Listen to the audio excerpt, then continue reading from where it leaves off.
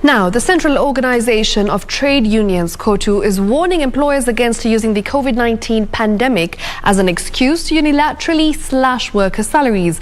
While appreciating the strain that the pandemic continues to cause on workers, COTU Secretary General Francis Atwoli says employers must enter into an agreement with relevant unions before effecting any pay cut. With about 4 million people having lost their jobs since the advent of the COVID-19 pandemic in March 2020, Kenya's labour force continues to experience a strain with unpredictability of the future of business.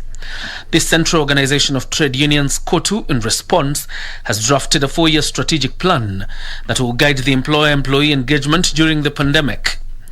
COTU Secretary General Francis Atwoli warning employers who have been unilaterally slashing their workers' salaries. We signed a memorandum of understanding.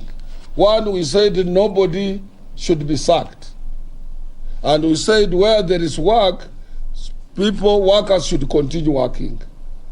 Where there is a problem because of social distancing and so on, those who are having leave, they should be given paid leave.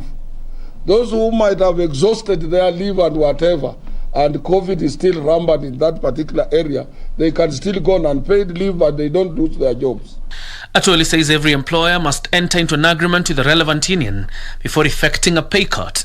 Because the union will be able to assess the situation that the company is in, whether they are lying or whether they are making money. The union is part of that particular enterprise, and they will make a joint judgment. So we said nobody will lose employment because of COVID. That is in writing. So nobody should be victimized because of COVID-19. COTU and its affiliates will be exploring ways of shoring up government efforts in economic recovery so as to cushion workers. And we have heard about a lot of economic theories.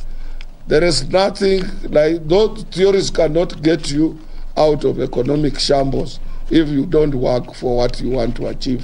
Atwoli has in the meantime urged workers to get the COVID-19 jab to hasten the march to herd immunity.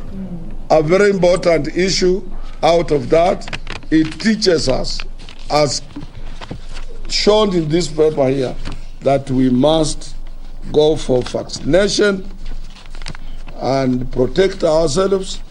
Because of that, you have moved from red to amber, and now you can visit the Great Britain. John Jacob Kuria, Easy Friday.